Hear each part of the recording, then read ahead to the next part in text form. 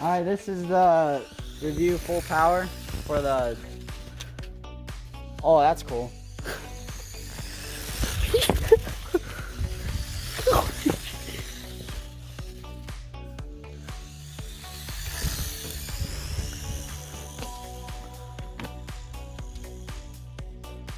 That's pretty good range.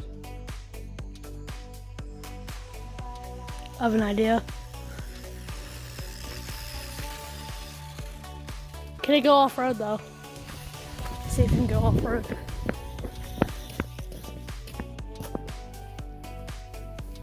It cannot go off-road unless you have very short grass or dirt. Well,